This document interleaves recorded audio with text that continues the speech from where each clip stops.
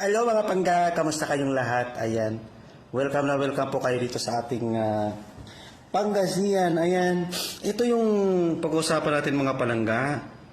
Yung nag-attend si Madam Palakix sa Vatican dahil sa pagkawala ni Pope Francis. So, funeral, libing. Ngayon, habang nagdadasal, makikita natin dito mga palangga kung ano ang ginagawa ni Lisa Palakix. O, diba? Para makita ninyong lahat. At huwag kayo magalit dahil magpakatotoo lang tayo dito kung ano ang nangyayari. Kung karapat dapat maging First Lady ang Palakix ng Pilipinas. Lalong-lalo na kung magiging presidente si Bobong Marcos. O, ayan. Makinig kayo ha. At ating pag-usapan ngayon. O yan, kitang-kita nyo yan. Ha, nakikita nyo na kung anong ginagawa nila. So, nagmimisaya yan. Ngayon, o yan, nakafocus na yung camera.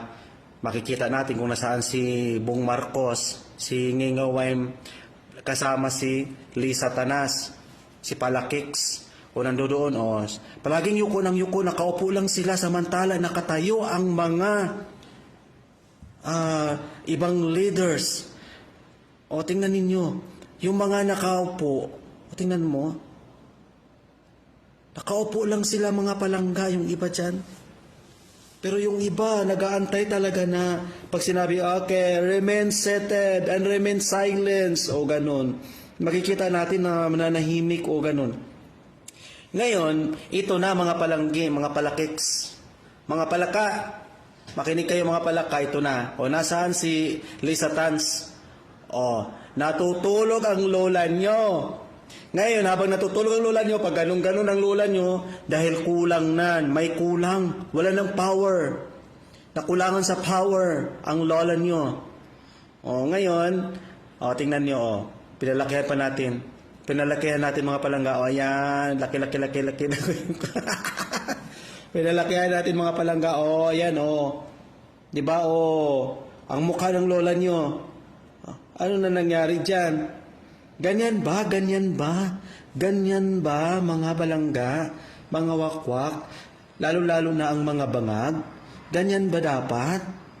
Pag great leaders ka, first lady ka, maging formal ka, hindi formalin. Hindi mukhang formalin, ha? Kailangan focus ka doon. Attention mo, nandoon ka, umatin ka nga ng funeral, dapat nandoon ka. Hindi yun. Di ba? Dapat to, tingnan nyo, natutulog. Nasaan ang attention mo?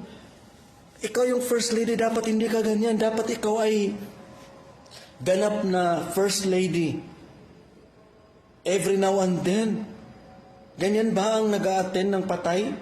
Ng burial? O tingnan nyo, nilalakihan na natin mga palangga. Pinalakihan na natin ng bonggang-bongga. O ayan, o. Ang bunganga, o. Paano na ang bungangan yan? Anong gagawin natin sa bunganga na yan? Ha? Pambihira talaga tong mga to.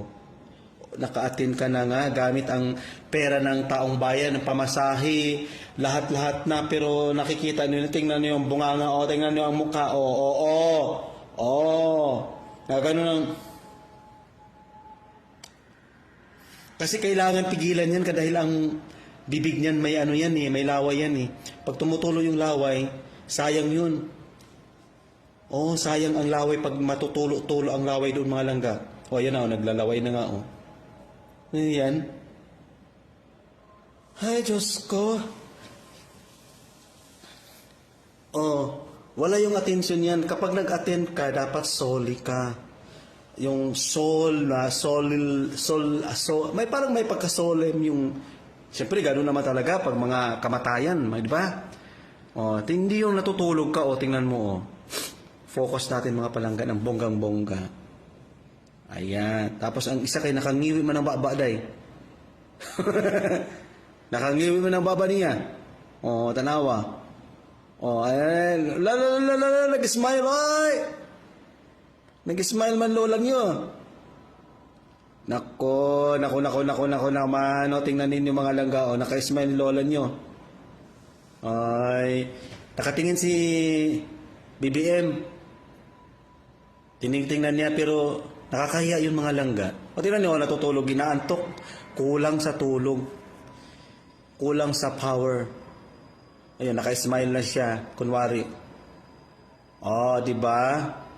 Nakakahiya yun mga palangga. Hindi ko kaya yung ganito mga palangga.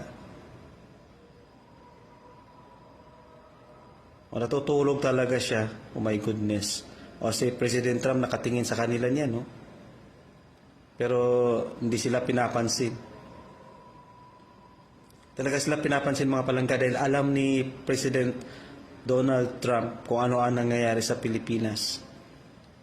O galit na galit si Donald Trump dyan. Totoo lang. So yun lamang po mga palangga at maraming salamat sa panonood. Sana'y nag-enjoy kayo at pakishare naman yung mga bangag dyan. Good luck. Ayan na. O, tingnan mo bungangan ng lola nyo. Oh. Maganon si Palakik. Si Palakis gumaganon. Oh. Ayun mga palangga. At maraming salamat sa pananonood. Bye guys. Share.